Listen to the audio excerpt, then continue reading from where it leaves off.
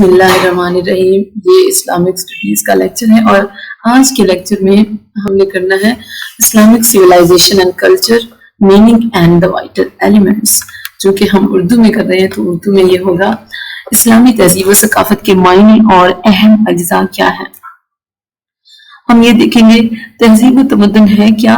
انگریزی زبان میں کلچر اور سویلائزیشن یہ دو الفاظ ہمیں نظر آتے ہیں، جبکہ اردو میں تہذیب، تمدن، مدنیت اور ثقافت یہ اپنے مفہوم کے اعتبار سے کچھ اس طرح الجھے ہوئے ہیں کہ ان کے جو مطلب ہے نا ان کے درمیان فرق کرنا کافی مشکل کام ہے. آج زندگی کے اساسی تصور، اس کے نصب العین، اس کے بنیادی عقائد اور اس کے اجتماعی نظام کے لیے لفظ کلچر بولتے ہیں، اور سویلائزیشن سے مراد زندگی کے ان بنیادی عقائد و نظریات اور اساسی اقدار کے مظاہر کیے جاتے ہیں. تو کچھ عرصہ پہلے سویلائزیشن کو پہلے مفہوم میں اور کلچر کو آخری مفہوم کے معنوں میں استعمال کیا جاتا تھا، اور بعض اوقات تو یہ دونوں لفظ ہم معنی بن جاتے تھے. یہی حال عربی یا اردو میں لفظ تہذیب، مدنیت، تمدن اور ثقافت کا بھی ہے. ہمارے قومی شاعر علامہ اقبال کے کلام میں تہذیب اور مدنیت کے الفاظ اس طرح استعمال ہوئے ہیں جس طرح کلچر اور سویلائزیشن کے متعلق ہم نے ابھی بتایا ہے. ایک جگہ آپ فرماتے ہیں فساد قلب و نظر ہے فرنگ کی تہذیب کہ روح اس مدنیت کی رہ نہ سکی عفیف. دوسری جگہ فرمایا تمہاری تہذیب اپنے خنجر سے آپ ہی خودکشی کرے گی، یہ شاخ نازک پہ آشیانہ بنے گا ناپائیدار ہوگا. ان دونوں اشعار میں علامہ اقبال نے تہذیب اور مدنیت کو ایک ہی معنی میں استعمال کیا ہے، اور انہوں نے ان سے مراد زندگی کی بنیادی تصورات و افکار لیے ہیں، یعنی فکر، وہ قوم کس طرح فکر کرتی ہے اور کیا سوچتی ہے. ایک اور مقام پر علامہ لکھتے ہیں کہ زندہ کر سکتی ہے ایران و عرب کو کیوں کر یہ فرنگی مدنیت کی جو ہے خود لبے گور، یعنی جو خود مرنے والی ہے وہ کیسے زندہ کر سکتی ہے ایران اور عرب کو، یعنی مسلمانوں کو. ایک دوسری جگہ فرماتے ہیں بیکاری و ریانی و میخاری و افلاس کیا کم ہے فرنگی مدنیت کی فتوحات. ان دونوں مقامات پر لفظ مدنیت سے مراد بنیادی تصورات و عقائد کے مظاہر لیے گئے ہیں. روزمرہ کی بولی میں تہذیب، مہذب، تمدن، متمدن اور ثقافت، کلچر اور سویلائزیشن کے الفاظ ایک ہی معنی میں بولے جاتے ہیں. مثلا کہا جاتا ہے کہ فلاں شخص بڑا مہذب یعنی کلچرڈ ہے یا سویلائزڈ ہے، تو اس سے مراد یہ ہوتا ہے کہ وہ آدمی سلجھا ہوا ہے، اس کی گفتگو میں شائستگی ہے، اس کی عادات و اطوار میں سلیقہ اور اس کی نشست و برخاست، چال ڈھال، بالوں کی تراش خراش اور لباس میں کرینہ، نفاست اور صفائی پائی جاتی ہے. جب ہم کہتے ہیں کہ فلاں شخص بڑا متمدن ہے تو اس کا مطلب یہ ہوتا ہے کہ اس کے ملک یا اس کے وطن کی پائی سڑکیں اور عمارات جو ہیں وہ صاف ستھری اور کشادہ ہیں، اور اس کے ذرائع رسل و رسائل ترقی یافتہ، اور اس میں رہنے والے لوگ بیدار مغز اور ہوش مند ہیں. انگریزی کے مشہور شاعر میتھیو آرنلڈ نے اپنی کتاب کلچر اینڈ انارکی میں تہذیب اور انتشار میں لفظ کلچر کا مطلب حصول کمال کی کوشش کرنا، یعنی سب سے بہترین حاصل کرنے کی کوشش کرنا، یعنی خود کو سب سے بہترین بنانے کی کوشش کرنا، یا کسی بھی چیز کو بہترین سے بہترین، جیسے کہتے ہیں نا کہ be the best version of yourself, تو اس طرح خود کو بہترین بنانے کی کوشش کرنا جو ہے یہ کلچر ہوتا ہے. انسان کو ہوشمند تر بنانا اور عقل سلیم اور رضائے الہی کے فروغ کے لیے کوشش کرنا بتایا ہے. سر سید احمد خان اپنی کتاب تہذیب الاخلاق کی دوسری جلد میں بھی تہذیب پر بحث کرتے ہوئے لکھتے ہیں کہ تہذیب سے مراد انسان کے تمام افعال ماضی، اخلاقی اور معاملات، معاشرت، تمدن اور طریقہ تمدن، صرف اوقات کہ وہ کس طرح اپنے وقت کو گزارتا ہے، دوسرے علوم اور ہر قسم کے فنون کو اعلیٰ درجے کی عمدگی پر پہنچانا اور اس کو نہایت خوبی اور خوش اسلوبی سے برتنا، جس سے اصلی خوشی اور جسمانی خوبی حاصل ہوتی ہے، اور اسی طرح وقار اور قدر و منزلت حاصل کی جاتی ہے، اور وحشیانہ پن اور انسانیت میں تمیز نظر آتی ہے. تہذیب عربی زبان کا لفظ ہے. جدید عربی کی لغت القاموس العصری میں اس کے یہ معنی لکھے گئے ہیں: کسی درخت، مضمون یا مسودہ قانون وغیرہ کی کاٹ چھانٹ کرنا، نقائص سے پاک کرنا، صاف کرنا، یا ٹیڑھ نکال دینا یا اصلاح کرنا، مگر جیسے کوئی چیز ٹیڑھی پڑی تو اس کو سیدھا کر دینا. تعلیم دینا یا رہنمائی کرنا، جیسے کوئی غلط راستے پر جا رہا ہے تو اس کو سیدھے راستے پر بھیج دینا، یعنی رہنمائی کرنا. اور اس کا چوتھا مطلب جو ہے وہ کلچر بھی ہے. اسی طرح مہذب، سلجھا ہوا، شائستہ، یہ مطلب بھی ہے. تمدن، جس کو ہم ثقافت بھی کہتے ہیں، القاموس العصری میں تمدن کے مدرجہ ذیل معنی دیے گئے ہیں: پاک صاف کرنا، شائستہ بنانا، متبدل. अलकामुसरी में दिए हुए इन मायने से साफ पता चलता है कि तहजीब का अंग्रेजी में मुतबादिल लफ्ज कल्चर और तमद्दुन का अंग्रेजी में मुतरादिफ लफ्ज जो है वो सिविलाइजेशन मिलता है। इसीलिए तहजीब का इस्तिलाही मफहूम वही होगा जो कल्चर का इस्तिलाही मफहूम है, और तमद्दुन का इस्तिलाही मफहूम भी वही होगा जो सिविलाइजेशन का मतलब है। अच्छा, पहले कल्चर महदूद मायने में इस्तेमाल होता था, लेकिन अब इसका दायरा वसी हो गया है। ये लफ्ज किसी कौम के अतवार माशरत, अंदाज तमद्दुन, तर्ज सियासत और फ़नून लतीफ़ा के लिए इस्तेमाल होता था, मगर अब ये इन चीज़ों को कल्चर के मज़ाहिर और नताइज समझने लगा है, यानी ये तो सिर्फ नतीजे हैं। दूसरे लफ्ज़ों में हम यूँ कह सकते हैं कि कल्चर या तहजीब की हैसियत एक दरख्त की जड़ की सी है, और इन चीज़ों की हैसियत उसके बरगुबार की, यानी शाखों और पत्तों की। फलसफा के उस्ताद डॉक्टर बुरहान अहमद फारूकी साहब कहते हैं कि तहजीब को अंग्रेजी में कल्चर कहते हैं, जो जर्मनी जुबान के लफ्ज कल्टोर से माखूज है, जिसमें जोतने, बोने और उगाने का इस्तारा पाया जाता है। मगर जो कुछ जोता जाता है वो जमीन नहीं, इनफरादी और इज्तिमाई जहन है। जो कुछ बोया जाता है वो बीज नहीं बल्कि तसव्वुरात है, और जो कुछ उगाया जाता है वो अनाज की फसल नहीं बल्कि यकसानी किरदार का वो नमूना है, जिसकी बदौलत किसी गिरोह में वहादत का शऊर रासिख हो जाता है, यानी पुख्ता हो जाता है। किसी चीज की तहजीब और उसके अनासिर तरकीबी क्या है, यानी तहजीब और तमद्दुन के अज्जा क्या है, क्योंकि हम इसके मायने को और अज्जा को पढ़ने की कोशिश कर रहे हैं ना, तो मायने को हमने किसी हद तक समझ लिया है, आगे भी समझेंगे। अब इसके अनासिर तरकीबी क्या है, यानी अज्जा क्या है, वो देखते हैं। किसी चीज की असलियत तक पहुंचने का बेहतरीन तरीका ये होता है कि उसका तज्जिया करके उसके अज्जा और अनासिर तरकीबी को समझा जाए। अनासिर तरकीबी का मतलब ये है कि वो चीज किस चीज से मिलकर बनी है, यानी बहुत सी चीजें मिलकर एक चीज बनाती है ना, बड़ी छोटी छोटी चीजें मिलकर। तो अनासिर तरकीबी वो हैं जो छोटे छोटे मिलकर एक बड़ी तहजीब बनाते हैं। इसी तरह नफ्स तहजीब को समझने और उसकी रूह तक पहुंचने के लिए उसके अनासिर तरकीबी का गहरी नजर से जायजा लेना जरूरी है। तो ये अनासिर 5 हैं। तो अब हमें पता चला कि तहजीब व सकाफत के 5 अज्जा हैं। पहला अज्जा या अंसर ये है कि तसव्वुर जिंदगी क्या है, कि इस कौम का तसव्वुर जिंदगी क्या है। हम जो कि इस्लामी तहजीब व सकाफत पढ़ रहे हैं, तो हम ये कहेंगे कि मुसलमान होने के नाते हमारा जिंदगी का तसव्वुर क्या है। क्या हम इस जिंदगी को ही हमेशा की जिंदगी समझ बैठे हैं और सब कुछ इसी दुनिया के लिए ही, आगे कुछ नहीं है? नहीं, ये तसव्वुर, किसी कौम का तसव्वुर क्या है जिंदगी के मुतालिक, ये जो है तहजीब व सकाफत का पहला जुज़्व है या पहला उन्सर है। किसी तहजीब को समझने के लिए सबसे पहली चीज जिसका खोज लगाना जरूरी है वो ये है कि दुनिया की जिंदगी के मुतालिक उसका तसव्वुर क्या है, वो यहाँ इंसान की क्या पोजीशन करार देती है, उसकी नजरों में ये दुनिया क्या है और इंसान का इससे क्या ताल्लुक है। दूसरा जुज़्व या दूसरा आंसर जो है वो मकसद जिंदगी। तसव्वुर जिंदगी के साथ बहुत गहरा ताल्लुक रखने वाला तहजीब का दूसरा जुज़्व ये है कि इंसानी जिंदगी का मकसद क्या है, वो क्यों इस दुनिया में आया है। ये सारी कशाकश, ये हंगामा और ये जिद्दोजहद किस लिए, क्यों, क्या मकसद है, कौन सी मंजिल है, वो कौन सी मंजिल है जिस तक पहुंचने के लिए इंसान को सही करनी चाहिए, वो कौन सा नस्बुल ऐन है जिसके हसूल के लिए औलाद आदम को काम करना है। यही मकसद और नस्बुल ऐन का सवाल इंसान की अमली जिंदगी का रुख और उसकी रफ्तार मुतय्यन करता है।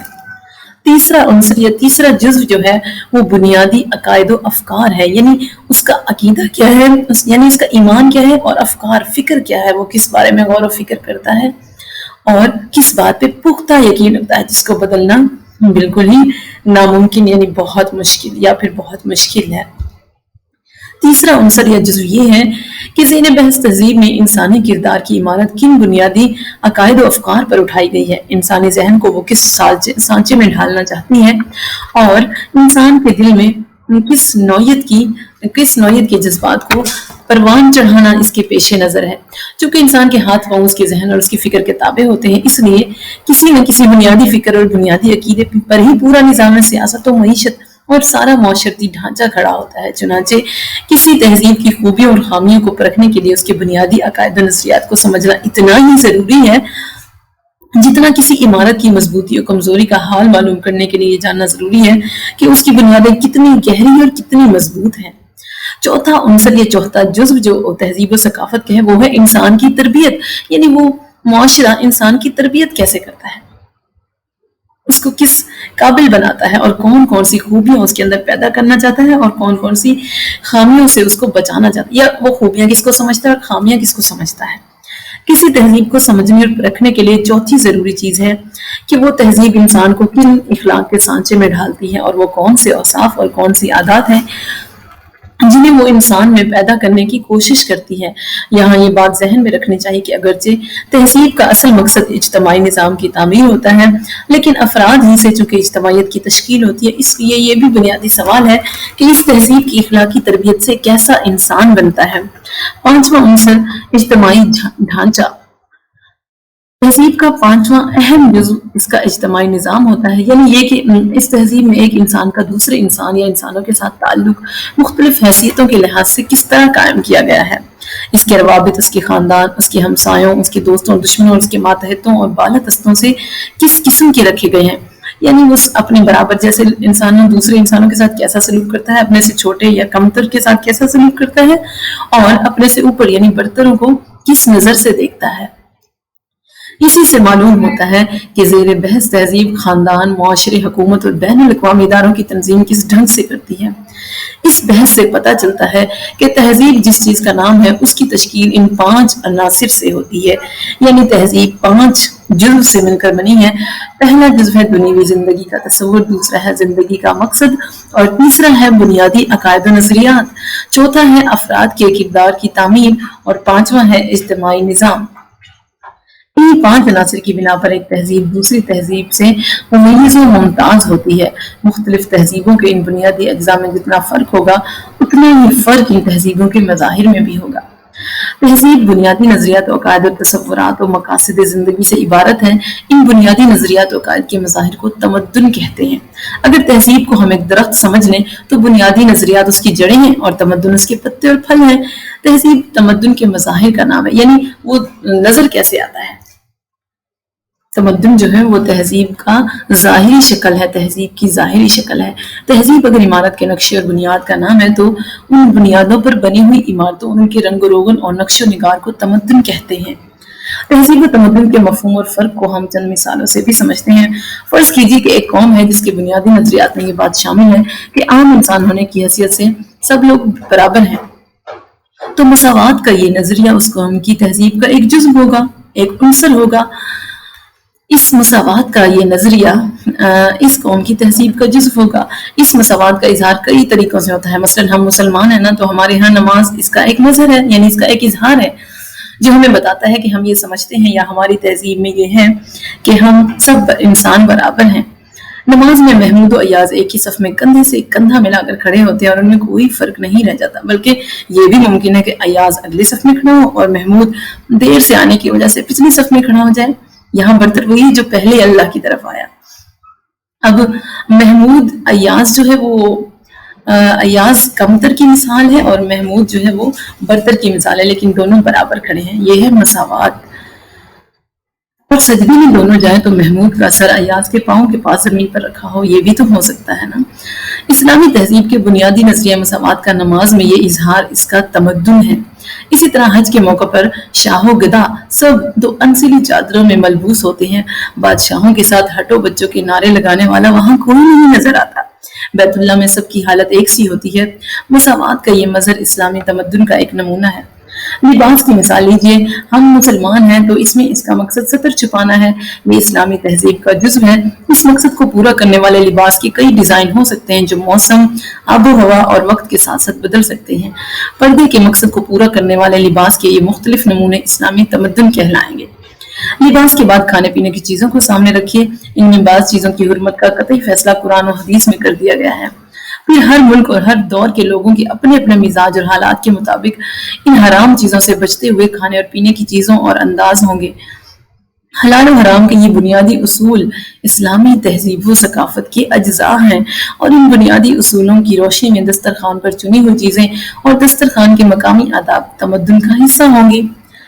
तो मिसाली तहजीब की खसूसियात और खूबियाँ क्या हैं?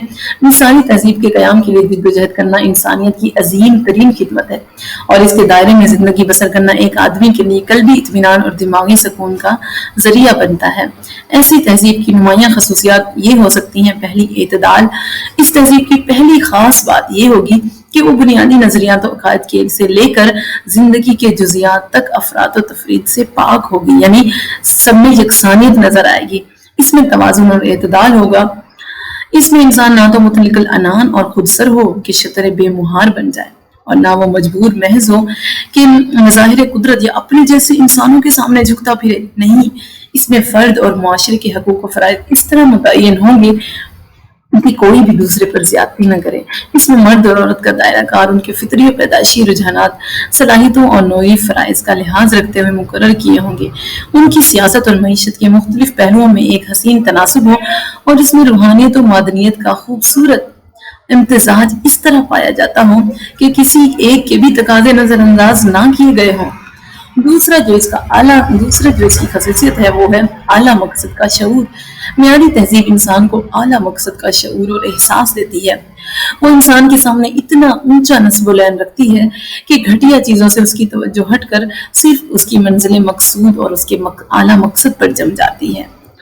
انسانی احترام۔ معیاری تہذیب کی تیسری خصوصیت یہ ہے کہ اس میں انسان کا انسان ہونے کی حیثیت میں احترام پایا جاتا اور رنگ، نسل، زبان، وطن، جنس، عمر اور نظریات و عقائد سے قطع نظر کرتے ہوئے آدم و حوا کے ہر بیٹے اور بیٹی کی جان، مال، عزت و عصمت اور عزت نفس کی حفاظت کی ضمانت ہو، یعنی کوئی بھی ان چیزوں کو پر دست درازی نہ کر سکے۔ یہ چیزیں مقدس ہوں اور اس وقت تک ان کا تقدس مجروح نہ ہونے دیا جائے جب تک کہ خود کو شخص انسانیت کی عصمت آئے گراں بہا پر دست درازی نہ کرے۔ جب ایسی صورت پیدا ہو جائے تو صرف اتنا اقدام کیے جائے جو اس پر زیادتی کو روکنے کے لیے ضروری ہو۔ چوتھی جو خصوصیت ہے وہ ہے مساوات۔ اس تہذیب کا چوتھا نمایاں پہلو مساوات ہوگا، جس کا مطلب یہ ہے کہ قانون کی نظر میں سب برابر ہوں، چاہے کوئی بادشاہ ہے یا گدا۔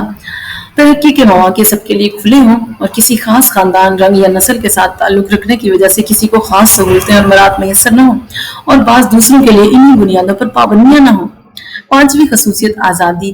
اس میں لوگوں کو فکر و عمل، اظہار رائے، اجتماع اور اپنے نظریات کی اشاعت کے لیے جماعت سازی کی آزادی ہو، اور کسی شخص کی اس آزادی پر اس وقت تک کوئی قدغن عائد نہیں کی جائے گی جب تک وہ ان سے غلط مقاصد کے لیے استعمال نہ کرے۔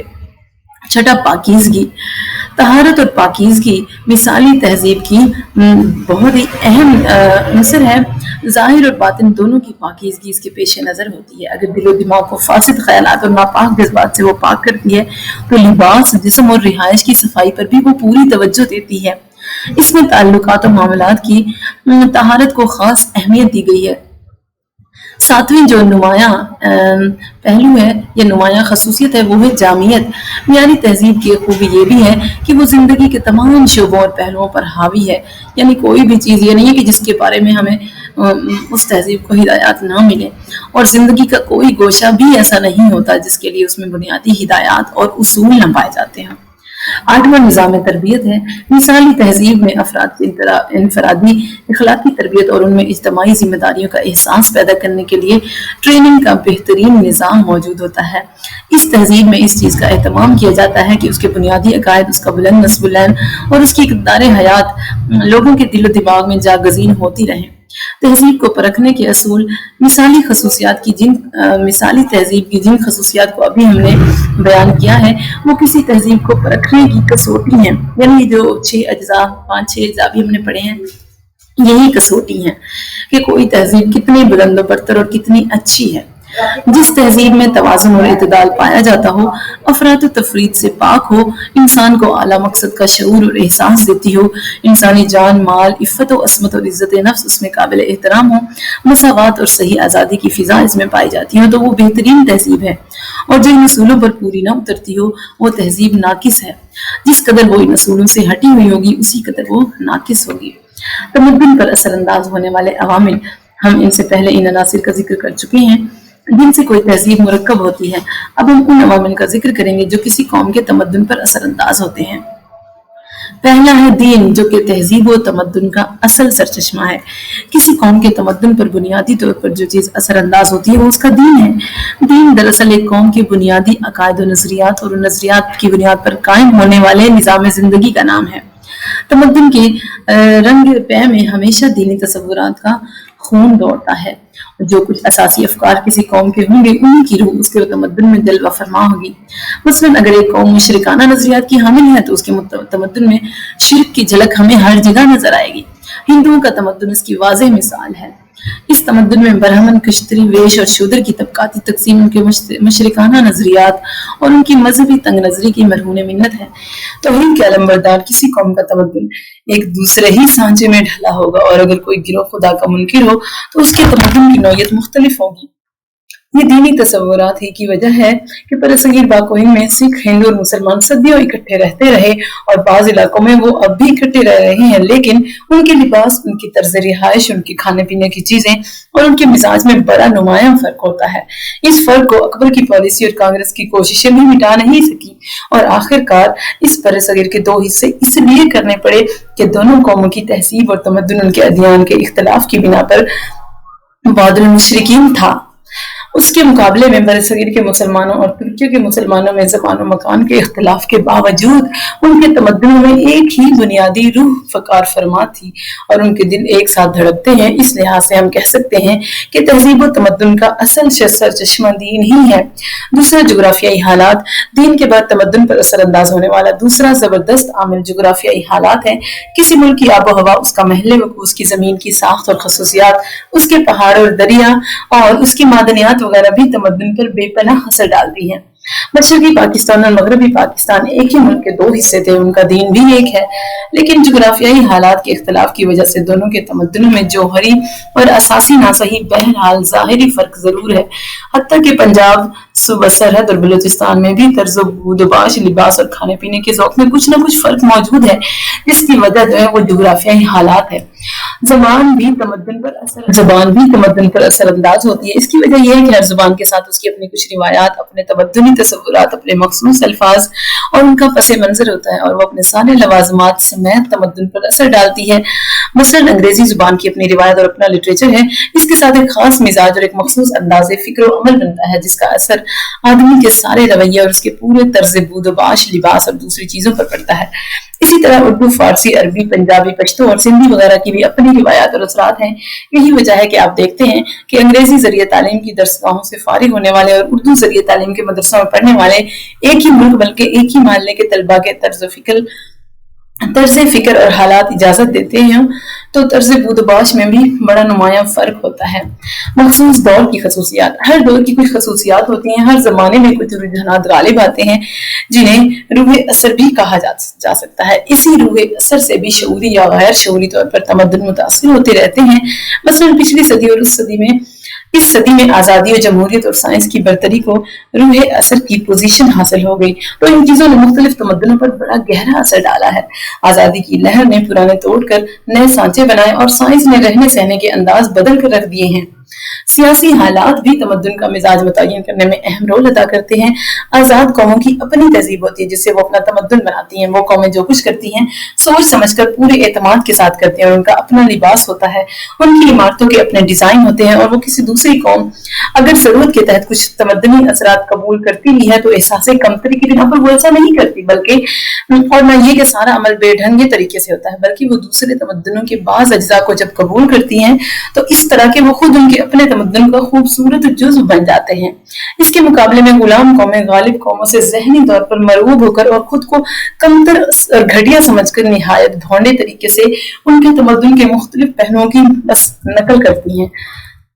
मुआशी हालात। रोजमर्रा का मुशाहिदा है कि गरीबों के मकानों की साख्त, उनकी बोदबाश और उनका लिबास अमीरों के महलों की साख्त, उनके बोदबाश और उनके लिबास से मुख्तलिफ होता है।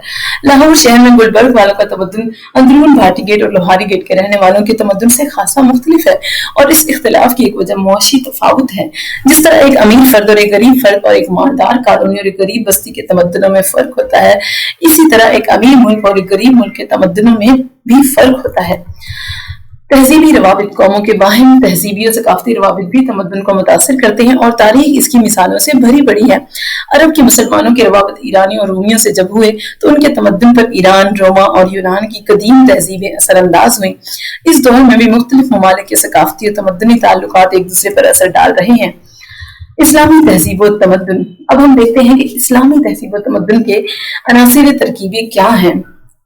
तहजीब की तश्कील बुनियादी तौर पर 5 अनासर से होती है: तसव्वुर ज़िंदगी, मकसद ज़िंदगी, बुनियादी अकायद व नज़रियात, तरबियत अफराद और इज्तिमाई निज़ाम। ہر تہذیب کے خد و خال کا انحصار انہی 5 عناصر پر ہوتا ہے، یعنی یہ 5 اجزاء ہیں ہر تہذیب کے، چاہے وہ کوئی بھی تہذیب ہو۔ یہاں ہم اسلامی تہذیب کو، ان 5 نظریات کو دیکھتے ہیں، ان 5 جزء کو دیکھیں گے، اور اسلامی تہذیب کا خاکہ سامنے لانے کے لیے بھی ہمیں انہی کا جائزہ لینا ہوگا۔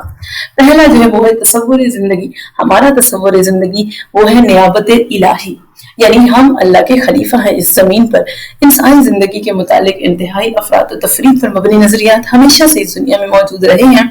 بعض تہذیبوں میں انسان کو مختار کل، مطلق العنان اور کائنات کی تسخیر کرنے والے کی حیثیت دی گئی ہے، اور من اشدہ منا قوہ، کہ ہم سے زیادہ طاقت کس کے پاس ہو سکتی ہے، کا ناقوس اس نے بتایا۔ اس تصور نے کسی بالاتر ہستی کے وجود اور ایسی ہستی کے سامنے انسان کی جواب دہی کے تخیل کو ایک واہمہ کرا دی، یعنی یہ تو بس خیالی باتیں ہیں، جس کی وجہ سے انسان ذہناً اور عملاً غیر ذمہ دار بن گیا۔ بعض دوسری تہذیبوں نے دوسری انتہا اختیار کی، وہ انسان کو دنیا کی ذلیل ترین مخلوق سمجھ لیا، اور ان تہذیبوں نے انسان کو درخت، پتھر، دریا، پہاڑ، جانور، ہوا، آگ، بادل، چاند، سورج، تارے، غرض ہر اس چیز کے سامنے سرنگوں کر دیا جس کے اندر کسی قسم کی قوت، نفع و نقصان کی خاصیت نظر آئے۔ اسلامی تہذیب نے ان دونوں انتہاؤں کے درمیان اعتدال کی راہ اختیار کی، اور انسان کو ایک طرف تو یہ بات بتائی کہ وہ مختار مطلق نہیں، اس کی تو تخلیق ہی سے صاف معلوم ہوتا ہے کہ وہ حقیر مخلوق ہے۔ فرمایا فَلْيَنْظُرِ الْإِنسَانُ مِمَّا خُلِقَ مِن مَّاءٍ دَافِقٍ يَخْرُجُ مِن بَيْنِ الصَّلْبِ وَالتَّرَائِبِ۔ انسان اپنی حقیقت تو دیکھے کہ وہ کس چیز سے پیدا ہوا ہے، ایک اچھلتے ہوئے پانی سے جو پشت اور سینے کی ہڈیوں کے درمیان سے کھینچ کر آتا ہے۔ دوسری جگہ فرمایا وَبَدَأَ خَلْقَ الْإِنسَانَ مِن طِينٍ ثُمَّ جَعَلَ نَسْلَهُ مِن سُلَالَةٍ مِّن مَّاءٍ مَّهِينٍ۔ انسان کی ابتدا مٹی سے کی، پھر مٹی کے نچوڑ سے یعنی مٹی کے خلاصے سے جو ایک حقیر پانی ہے اس کی نسل چلائی۔ دوسری طرف اسلام نے انسان کو سمجھایا کہ وہ ذلیل نہیں بلکہ معزز ہے، چنانچہ اللہ تعالیٰ فرماتا ہے وَلَقَدْ كَرَّمْنَا بَنِي آدَمَ وَحَمَلْنَاهُمْ فِي الْبَرِّ وَالْبَحْرِ وَرَزَقْنَاهُمْ مِنَ الطَّيِّبَاتِ وَفَضَّلْنَاهُمْ عَلَىٰ كَثِيرٍ مِّمَّنْ خَلَقْنَا تَفْضِيلًا۔ ہم نے بنی آدم کو عزت بخشی اور ان کو خشکی اور تری میں سواریاں دی، اور انہیں پاک چیزوں سے رزق دیا، اور اپنی بہت سی مخلوقات پر ان کو ایک طرح کی فضیلت عطا کی۔ ایک دوسری جگہ فرمایا أَلَمْ تَرَ أَنَّ اللَّهَ سَخَّرَ لَكُم مَّا فِي الْأَرْضِ۔ اے انسان کیا تو نہیں دیکھتا کہ اللہ نے زمین کی ساری چیزیں تیرے لیے مسخر کر دی، یعنی تیرے تابع کر دی۔ انسان کے تکبر و نخوت اور پستی و ذلت کے تصور کو توڑ کر اسلام نے اس کے سامنے اس کی پوزیشن، اس کی اصل پوزیشن واضح کی کہ وہ زمین پر اللہ کا خلیفہ ہے۔ زمین و آسمان کی اکثر چیزیں اس کے لیے مسخر کی گئی ہیں، لیکن وہ ان میں تصور ایک مطلق العنان شہنشاہ کی حیثیت سے نہیں کر سکتا۔ وہ اللہ تعالیٰ کے نائب کی حیثیت سے اللہ کے سامنے جواب دہ ہے، اور اسے ان چیزوں میں ان کے مالک و خالق کی ہدایت کے مطابق تصرف کرنا چاہیے، یعنی اللہ کی بنائی ہوئی چیزوں کو اللہ کی ہدایات کے مطابق ہی خرچ کرنا چاہیے۔ اس پورے مضمون کی پوری تفصیل سے سورہ بقرہ اور سورہ حجر میں بیان کیا گیا ہے۔ انسان کی پوزیشن کو واضح کرنے کے ساتھ ساتھ اسلام نے یہ بات بھی پوری صراحت اور مضبوط دلائل کے ساتھ کھول کر بیان کر دی ہے کہ یہ دنیا اور اس کی زندگی عارضی ہے، اور اس کے بعد ایک دوسری دنیا ہے جس میں موت نہیں۔ اس میں انسانوں سے ان کے اعمال کے نتائج کے مطابق سلوک کیا جائے گا۔ فرمایا فَمَن يَعْمَلْ مِثْقَالَ ذَرَّةٍ خَيْرًا يَرَهُ وَمَن يَعْمَلْ مِثْقَالَ ذَرَّةٍ شَرًّا يَرَهُ۔ جس شخص نے یہاں ذرہ برابر نیکی کی ہوگی وہ اسے دیکھ لے گا، اور جس نے ذرہ برائی کی ہوگی وہ اس کے سامنے آ جائے گی۔ دوسری جگہ فرمایا لَيْسَ لِلْإِنسَانِ إِلَّا مَا سَعَىٰ۔ انسان کو معاوضہ اس کی محنت ہی کا ملے گا، یعنی جو محنت کرے گا، جتنی محنت کرے گا اتنا ہی ملے گا۔ جس قسم کی محنت کرے گا، یعنی کہ اچھی کرے گا تو اچھا معاوضہ ملے گا، بری کرے گا تو برا ملے گا۔ ایک اور جگہ فرمایا إِنَّ السَّاعَةَ آتِيَةٌ أَكَادُ أُخْفِيهَا لِتُجْزَىٰ كُلُّ نَفْسٍ بِمَا تَسْعَىٰ۔ فیصلے کی گھڑی جسے ہم چھپانا چاہتے ہیں آنے والی ہے، تاکہ ہر نفس کو اس کی کوشش کے مطابق بدلہ ملے۔ بس اسلامی تہذیب کا پہلا جزء اس کا یہ تصور زندگی ہے کہ انسان اس کائنات میں مختار مطلق یا ذلیل و خوار مخلوق نہیں ہے، بلکہ وہ اللہ تعالیٰ کا نائب ہے، جس کے لیے زمین و آسمان کی اکثر چیزیں مسخر کر دی گئی ہیں تاکہ وہ ان میں اللہ تعالیٰ کی مرضی کے مطابق تصرف کرے۔ نیز یہ زندگی عارضی ہے، اس کے بعد دوسری زندگی کبھی ختم ہونے والی نہیں، اور ہر انسان کو زندگی میں فردن اس دنیا میں کیے ہوئے اعمال کا جواب دینا پڑے گا۔ دوسرا جو اہم جزو ہے اسلامی تہذیب کا وہ ہے مقصد زندگی۔ مقصد زندگی کا سوال تصور زندگی کے سوال سے بڑا گہرا تعلق ہے۔ ایک تہذیب میں زندگی کا جیسا کچھ تصور ہوگا اسی قسم کا مقصد ہوگا۔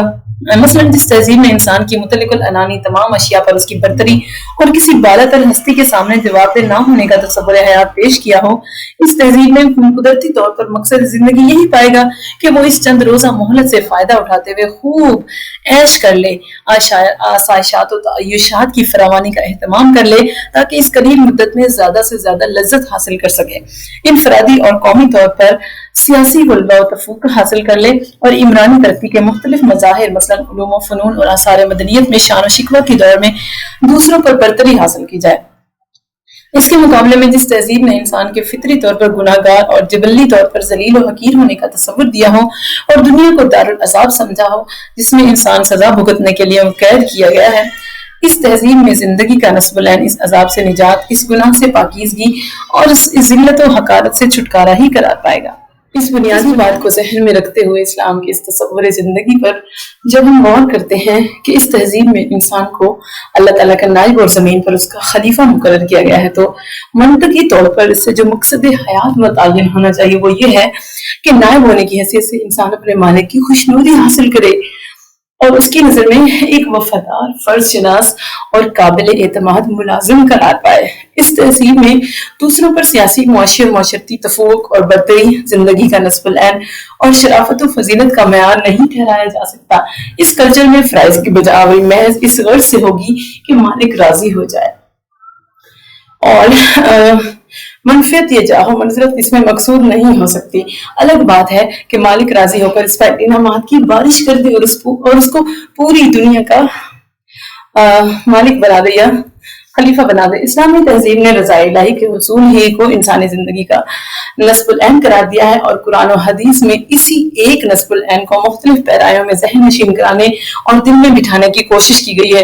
چنانچہ ایک جگہ فرمایا قُلْ إِنَّ صَلَاتِي وَنُسُكِي وَمَحْيَايَ وَمَمَاتِي لِلَّهِ رَبِّ الْعَالَمِينَ، اے پیغمبر کہہ دے کہ میری نماز اور میری قربانی اور میرا جینا اور میرا مرنا سب کچھ اللہ تعالیٰ کے لیے ہے جو تمام جہانوں کا رب ہے۔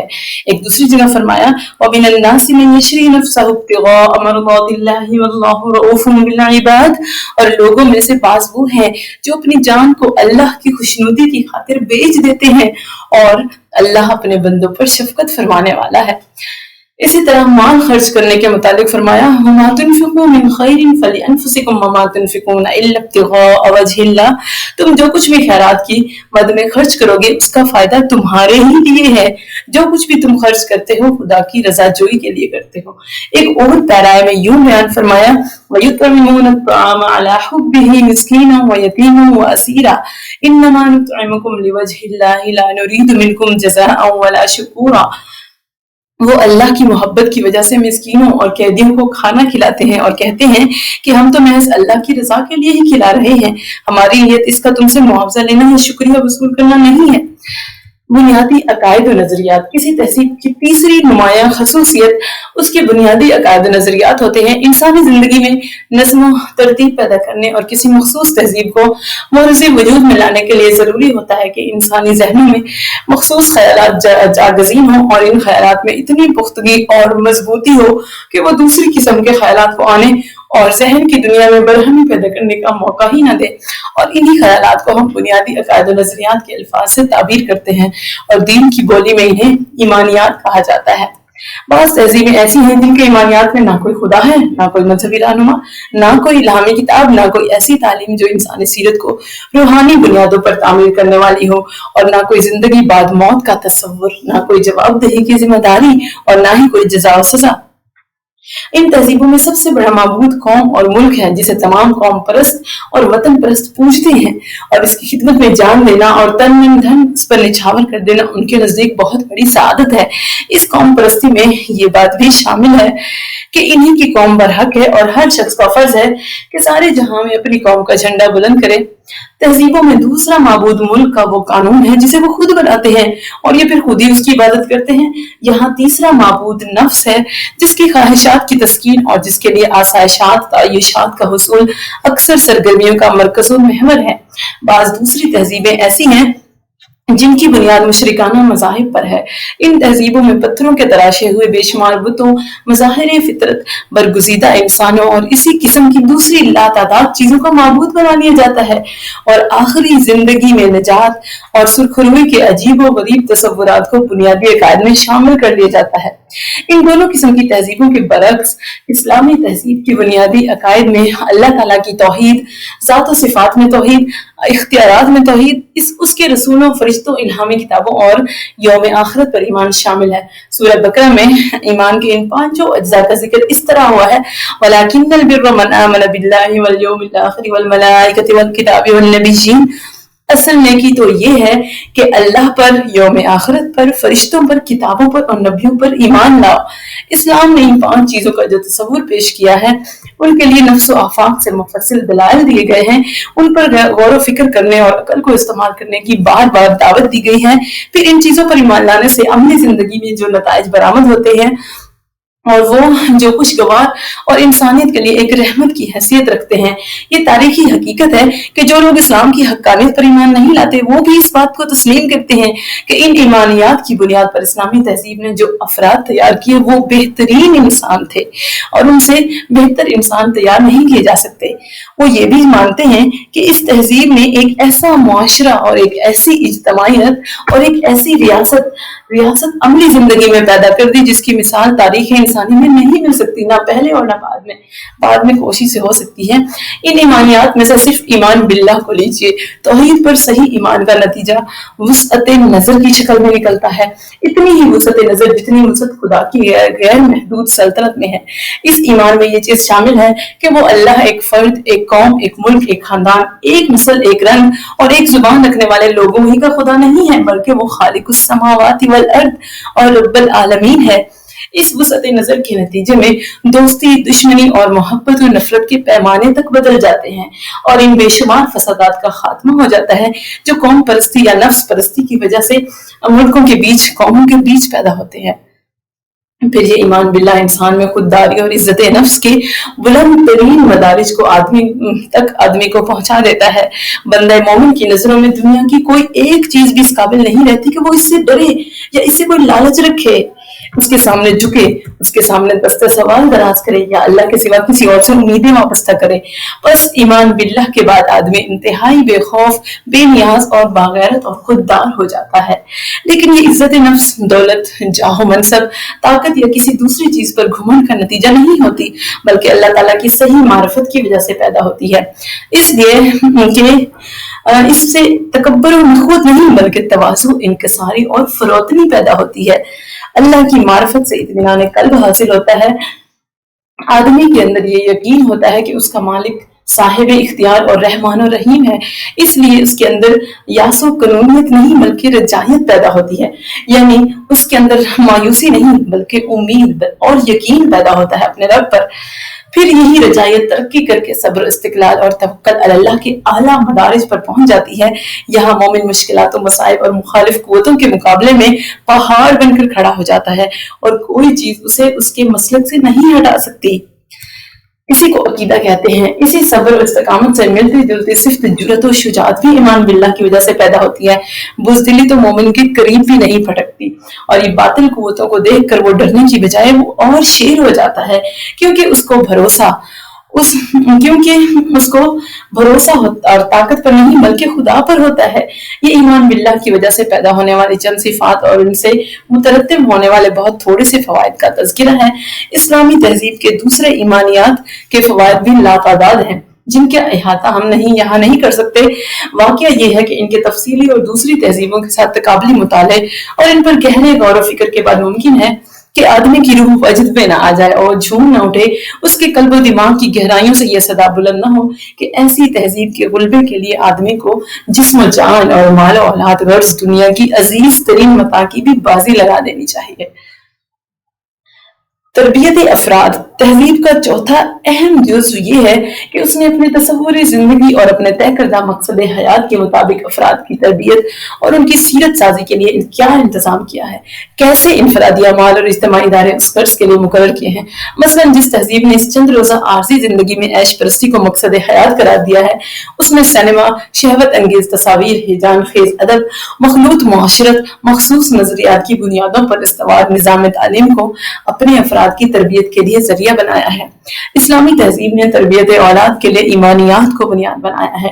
खालिक, मालिक, राजिक, रहमान, रहीम, हय्यु, कय्यूम, समीउ, बसीर, अलीम, आदिल, जब्बार, मुक्तदिर, फ़आलुल लिमा युरीद, अहकमुल हाकिमीन, सब्बूहुन कुद्दूस, वहदहु ला शरीक पर पुख्ता ईमान इस जिंदगी की आर्जी और जिंदगी बाद मौत के मुस्तकिल होने पर और आखिरत में पूरे इंसाफ के साथ इस दारुल अमल में किए हुए कामों पर जज़ा और सजा के मुरत्तिब होने पर यकीन मुहकम और रसूलों के मासूम अल खता यानी वो खताओं से पाक और मासूम है और अल्लाह के सच्चे नुमाइंदे होने पर गैर मुतसलसिल इत्मीनान आदमी के दिलो दिमाग की इस तरह ततहीर करता है, यानी इस तरह पाक करता है कि घटिया और इंसान दुश्मन ख्यालात और तसव्वुरात और सिफली जज्बात और एहसासात बड़ी हद तक दब जाते हैं।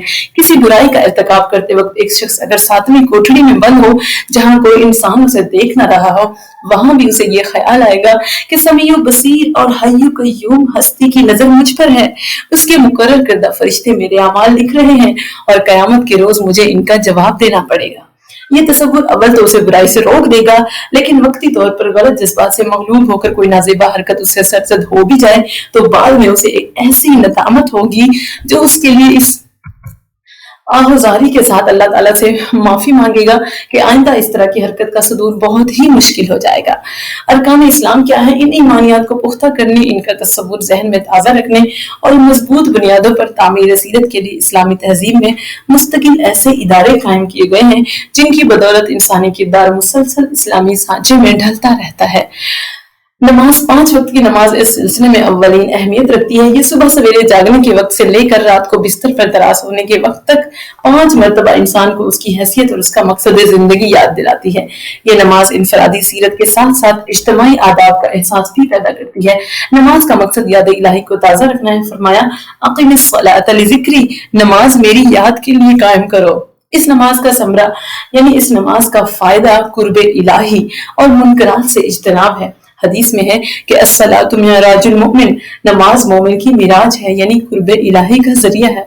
जिस तरह आप सल्लल्लाहु अलैहि वसल्लम मिराज पर जाके अपने रब से मिल आए थे, उनसे अल्लाह से करीब होकर आए थे, बिल्कुल उसी तरह मोमिन नमाज की हालत में मिराज पर होता है, अपने रब के करीब तरीन हालत में होता है। कुरान पाक में है, इन्नस्सलात तन्हा अनिल फहशाइ वल मुनकर, बिलाशुबा नमाज फवाहिश और मुनकरात से रोकती है। रोजा क्या है? नमाज के बाद साल में एक मरतबा पूरे 1 माह के रोजे इसलिए फर्ज किए गए हैं कि दिल में खौफ खुदा परवान चढ़े, आदमी में सब्र और ज़ब्त नफ्स का मलका पुख्ता हो, हुक्म इलाही के तहत हलाल चीजों तक रुक जाने की तरबियत उसे मिले और भूख प्यास सहकर नादार और मुफलिस और गरीब लोगों की दुश्वारियों का एहसास उसके अंदर पैदा हो। ये महीना नेकियों का मौसम बहार होता है और इस 1 माह की इज्तिमाई तरबियत अफराद को तक़वा और इखलाक हसना के बहुत बुलंद मकाम तक पहुंचा देती है। ज़कात साल में एक बार अल्लाह ताला के हुक्म के तहत अपनी हलाल कमाई में से 40वां हिस्सा रज़ाए इलाही के हुसूल के लिए मुस्तहिक लोगों को देना जरूरी करार दिया।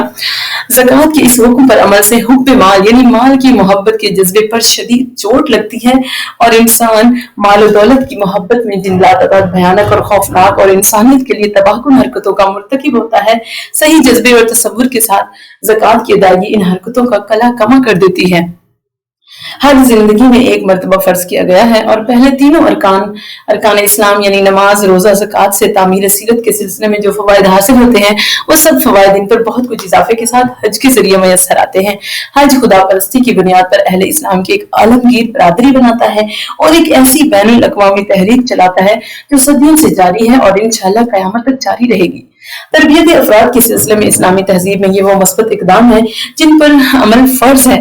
اس کے علاوہ انسانی کردار کو گھن کی طرح کھا جانے والے اور ابن آدم کے دل و دماغ میں ناقص خیالات اور کمینے جذبات کو ابھارنے والے بعض افعال مثلاً قتل، شراب نوشی، جوا، زنا، سود خوری، چوری، ڈاکہ، قتل اولاد اور دوسروں کے حقوق ماننے کی شدت سے صرف اخلاقی ممانعت ہی نہیں کی گئی بلکہ ان چیزوں کو قانونی جرم قرار دے کر ان کے لیے باقاعدہ سزائیں اور تعزیرات مقرر کی گئی ہیں جن کا نفاذ اسلامی حکومت اور اسلامی معاشرے پر فرض کیا گیا، اور جو حکومت اور معاشرہ ان سزاؤں کو نافذ نہیں کرتا اسے اسلامی کہلانے کا کوئی حق حاصل نہیں ہے۔ اس اجتماعی نظام حیات اسلام محض پوجا پاٹ کا مذہب، انفرادی نجات کا وسیلہ اور زندگی کا پرائیویٹ معاملہ نہیں ہے۔ اس میں ایسا کوئی تصور نہیں کہ جو خدا کا ہے وہ خدا کو دو اور جو کیسر کا ہے کیسر کو دو۔ اسلام ایک مکمل نظام حیات ہے جو زندگی کے اخلاقی، سیاسی، معاشی، معاشرتی، روحانی شعبوں کے لیے مفصل ہدایات، واضح اصول اور واجب العمل احکام و قوانین دیتا ہے۔ ان ہدایات کی پیروی، ان اصولوں کا اتباع اور ان قوانین و فرامین کی اطاعت خدا کے خوف اور اس کی رضا کے حصول کے جذبے، اسلامی معاشرے کے اجتماعی دباؤ اور اسلامی ریاست کی انتظامی مشینری کے ذریعے ہوگی۔ اگر کبھی ایسا دور آ جائے کہ یہ چیزیں خوف خدا، رضا الہی کے حصول کا جذبہ، معاشرے کا اجتماعی دباؤ اور ریاست کی انتظامی مشینری کمزور پڑ جائے تو اہل ایمان اور حساس افراد پر اللہ تعالیٰ کی طرف سے یہ فرض عائد ہوتا ہے کہ وہ منظم و متحد ہو کر ایسے اسباب و حالات پیدا کرنے کی کوشش کریں جن کے ذریعے اسلامی نظام زندگی نافذ ہو سکے۔ اسلامی تمدن کا مفہوم سمجھنے کے بعد تمدن کا عام مفہوم سمجھنے کے بعد اسلامی تمدن کا مفہوم سمجھنا دشوار نہیں ہے۔ اسلامی تہذیب کی بنیاد پر جو تمدن استوار ہوگا اسے ہم اسلامی تمدن کہیں گے۔ دوسرے الفاظ میں ہم یوں کہہ سکتے ہیں کہ اسلامی تہذیب کے 5 بنیادی عناصر ترکیبی، یعنی اسلام کا تصور حیات، اسلام کا مقصد حیات، اسلامی عقائد و افکار، اسلام کا نظام تربیت اور اسلام کے نظام اجتماعی پر جس تمدن کی عمارت کھڑی ہوگی وہ اسلامی تمدن ہوگا۔ اس سلسلے میں یہ بات ملحوظ رہنی چاہیے کہ اسلامی تہذیب تو ہر جگہ اور ہر زمانے میں ایک ہی رہی ہے اور ایک ہی رہے گی، لیکن اسلامی تمدن اپنی روح کے اعتبار سے ایک ہی ہونے کے باوجود زمان و مکان کی تبدیلی کے ساتھ ساتھ اپنی شکل میں بعض پہلوؤں سے مختلف ہو سکتا ہے۔ اس اختلاف کا سبب وہ عوامل ہیں جو کسی تمدن پر اثر انداز ہوتے ہیں۔ ان عوامل کا تفصیل سے ہم ذکر کر چکے ہیں۔ اسلامی تمدن کی بنیاد خدا اور آخرت پر ایمان، احساس جوابدہی، اخلاقی قدروں کی برتری اور خواہشات نفس پر ضبط اور ان کے جائز ذرائع سے تسکین پر ہے۔ اسلامی تہذیب نے ایک ایسے تمدن کو جنم دیا ہے جس میں انسان کی ذہنی قوتوں، تخلیقی صلاحیتوں، لطیف جذبات و احساسات اور جائز خواہشات کی تسکین و ترقی کا پورا اہتمام کیا گیا ہے، لیکن اس طرح نہیں کہ زمین پر بد اخلاقی، بے حیائی، فحاشی اور خودغرضی کا دورہ ہو جائے، جس کا آخری اور لازم نتیجہ اسلامی تہذیب کی تباہی کی شکل میں سامنے آئے۔ Rock and roll, twist, bhangra, luddi اور ناچ کے دوسرے انداز اسلامی تمدن نہیں ہے۔ کیبریٹ ڈانس اسلامی ثقافت نہیں ہے۔ فحش تصاویر اور برہنہ مجسموں کی نمائش، جنسی جذبات کو بھڑکانے والا ترقی پسند ادب اور سفلی جذبات کو ہوا دینے والی فلمیں اسلامی تمدن میں نہیں ہیں۔ اسلامی تمدن ایک پاک، صاف، اعلیٰ جذبات کو پروان چڑھانے والا ہمارے بنیادی نظریات سے ہم آہنگ تمدن ہے۔ اسلامی تہذیب و تمدن دنیا کی مثالی تہذیب و تمدن ہے۔ اس تہذیب و تمدن کی بنیادیں خود خالق کائنات نے فراہم کی ہیں۔ صرف اسی نظام میں انسانی نفسیات اور ضروریات کو پوری طرح ملحوظ رکھا گیا، کیونکہ یہ کام انسان کے خالق اور اس کی فطرت سے باخبر ہستی کے علاوہ اور کوئی نہیں سر انجام دے سکتا۔ اس چیز کو ذہن میں رکھتے ہوئے ہم یہ بات پوری شرح صدر سے کہہ سکتے ہیں، یعنی پورے وثوق سے کہہ سکتے ہیں کہ اسلامی تہذیب و تمدن کی خصوصیات اور خوبیاں وہی ہیں جن کا ہم نے ابھی ذکر کیا ہے۔ اچھا، یہاں ہم کچھ اور اس کی خوبیاں دیکھتے ہیں۔ پہلی ہے اعتدال۔ اسلامی تہذیب و تمدن کے بنیادی نظریات اور اصولوں سے لے کر زندگی کی جزئیات تک افراد و تفرید سے پاک ہے۔ اس میں انسان نہ چھتر بے مہار ہے، نہ مجبور محض، بلکہ وہ ایک خدا کا بندہ اور نائب ہے جس کے لیے کائنات کی چیزیں مسخر کی گئی ہیں۔ اس تہذیب و تمدن میں سیاسی، معاشی اور معاشرتی دائروں میں فرد اور اجتماعیت کے حقوق و فرائض میں کمال درجے کا توازن رکھا گیا ہے، اور یہاں مادیت اور روحانیت کا ایسا حسین امتزاج ہے کہ کسی ایک کے بھی تقاضے نظر انداز نہیں ہوئے۔ دوسرا ہے اعلیٰ مقصد کا شعور۔ اسلامی نظام نے انسان کو رضا الہی کے حصول کا بلند ترین نصب العین عطا کیا ہے، جس کی وجہ سے اس کے اندر سے خودغرضی، حسد، گلا کاٹنے والے مقابلے کے گھٹیا جذبات ختم ہو جاتے ہیں اور وہ اعلیٰ مقصد کے لیے اعلیٰ ترین اوصاف اپنے اندر پیدا کرتا ہے۔ تیسری جو خصوصیت ہے وہ ہے انسانی احترام۔ اسلامی نظام تہذیب و تمدن میں انسانی جان و مال، عزت و آبرو اور بنیادی حقوق واجب الاحترام ہے، اور کسی بڑے سے بڑے انسان حتیٰ کہ کسی نبی کو بھی اختیار نہیں دیا گیا کہ وہ ان چیزوں پر جائز سبب کے بغیر ہاتھ ڈالے۔ حضور صلی اللہ علیہ وسلم نے حجۃ الوداع کے موقع پر فرمایا کہ لوگوں، قیامت تک تمہارے مال اور جانیں ایک دوسرے کے لیے اتنی ہی محترم ہیں جتنی وہ آج کے دن اس شہر میں واجب الاحترام ہے۔ اسلامی تہذیب و تمدن میں انسان ہونے کی حیثیت میں قانونی لحاظ سے تمام لوگ برابر ہیں اور ترقی کے مواقع سب کے لیے یکساں ہیں۔ کسی خاص خاندان، رنگ، نسل یا زبان کے ساتھ تعلق رکھنے کی وجہ سے کسی کو خاص سہولتیں اور مراد نہیں دی جاتی۔ آزادی اس تہذیب و تمدن کی ایک اہم خصوصیت اور خوبی یہ ہے کہ اس میں لوگوں کو فکر و عمل، اظہار رائے، اجتماع اور اپنے نظریات کی اشاعت کے لیے جماعت سازی کی آزادی ہوتی ہے۔ کسی شخص کو اس آزادی پر اس وقت تک پابندی عائد کرنے کا حق نہیں پہنچتا جب تک کوئی شخص اس آزادی کو غلط مقاصد کے لیے غلط طریقے سے استعمال نہ کرے۔ چھٹا جو ہے وہ ہے پاکیزگی۔ اسلامی تہذیب و تمدن میں ظاہری اور باطنی طہارت و پاکیزگی پر بہت زور دیا گیا ہے۔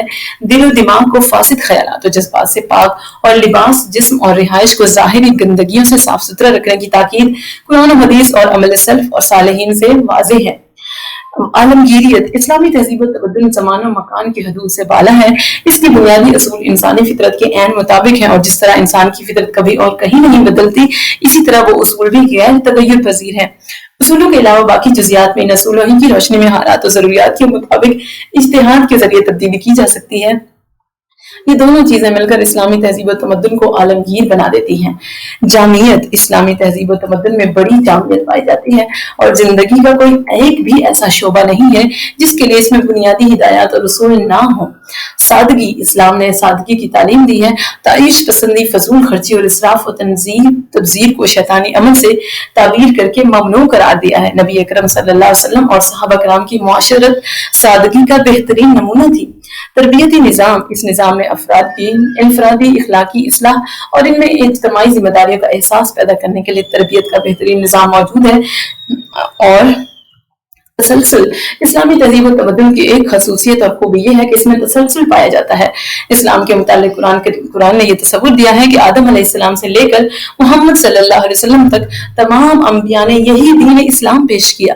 اس لحاظ سے اس تہذیب کی جڑیں تو کئی ہزار سال گہری اور اہل اسلام کی روایات قرن پرانی ہیں۔ یہ تہذیب اپنے فرزندوں میں ملی غیرت پیدا کرتی ہے، جس کی وجہ سے ان روایات اور اصولوں کی حفاظت ہوتی آ رہی ہے اور قیامت تک ہوتی رہے گی۔ اخوت۔ اسلامی تہذیب کا ایک اہم جزو اخوت ہے۔ قرآن پاک اس بات پر زور دیتا ہے کہ سب مسلمان آپس میں بھائی بھائی ہیں۔ ان کی مثال ایک جسم کی ہے کہ جس کے ایک عضو کو تکلیف پہنچے تو سارا جسم تڑپ اٹھتا ہے۔